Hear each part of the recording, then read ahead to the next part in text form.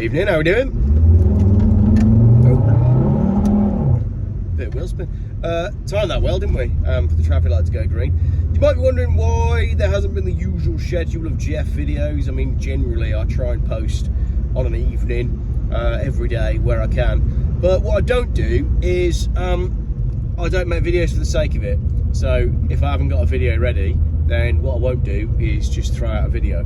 Although it might be a little bit like I'm doing that tonight, but I'm off on a drive and I thought, well, the regulars all want to check in and see what's going on anyway, because they'll want to know why Jeff's been so quiet the last couple of days.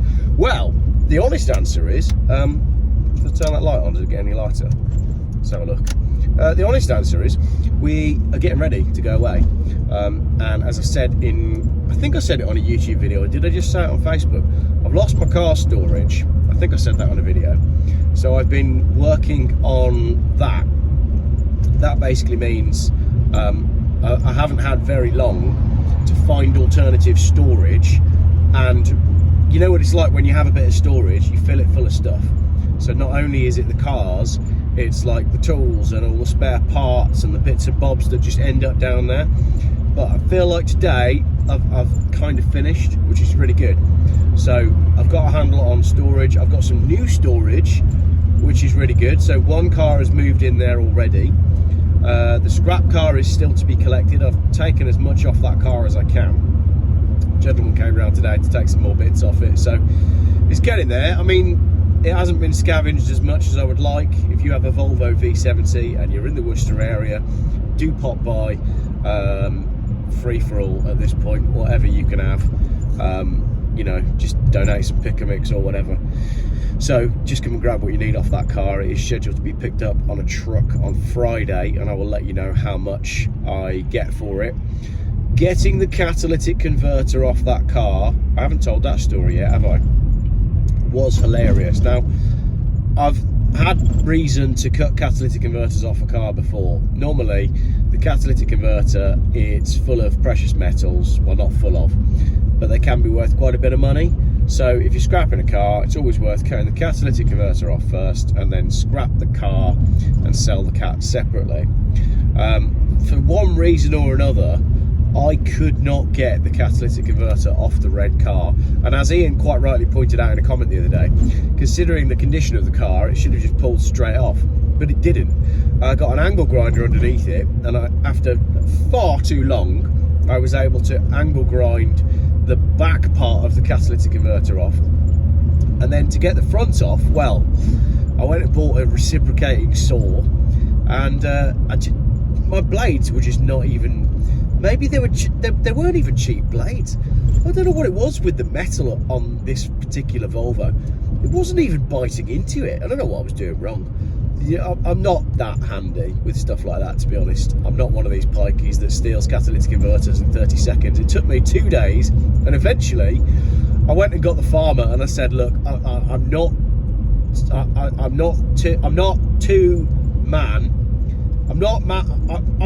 that's what I said. I said, I am man enough to admit defeat and ask for help. And he was there with a welder and a grinder and he's doing loads of stuff. I said, would you mind just helping me to detach this exhaust pipe? And at this point, I was halfway through the flexi on the car, right? The flexi is basically the flexible joint where the downpipe connects to the rest of the exhaust pipe. It needs to flex because temperatures and vibrations and all that sort of stuff. Now, I've had a Vauxhall Astra before where the flexi, you could pretty much, with a little bit of effort, break it with your hands. The Volvo, however, was your kind of wire-wrapped flexi on the outside, but inside it was like a cheese grater lattice of metal, allowing the exhaust to flex but also remaining incredibly strong.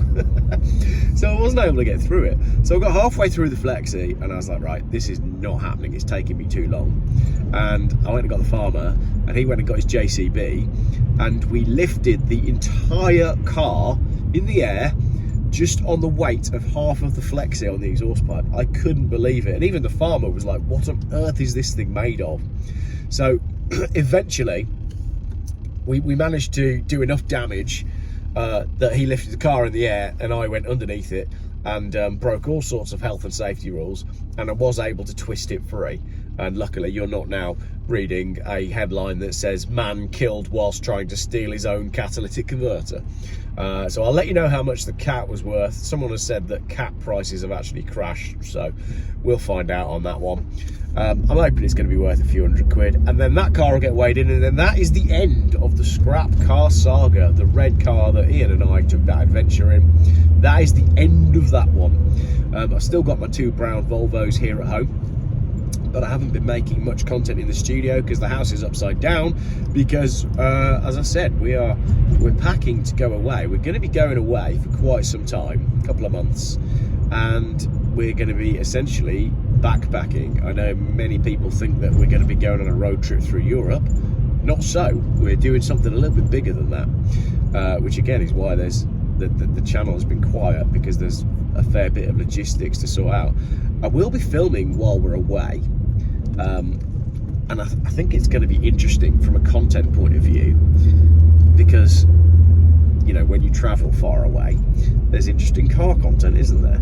We're going to be hiring cars depending on which country we're in as well, and hopefully there'll be a little bit of surfing and a few beaches, and well, we don't know. That's the thing. The only thing we've booked so far is the first 5 days of accommodation and the initial flights out, and I'm not telling you what country that's to yet, because you'll find all of that out in due course. But that's what's happening. We're basically moving the Jeff Buys Cars channel abroad for a couple of months, which is why there's been so much stress going on over the last week.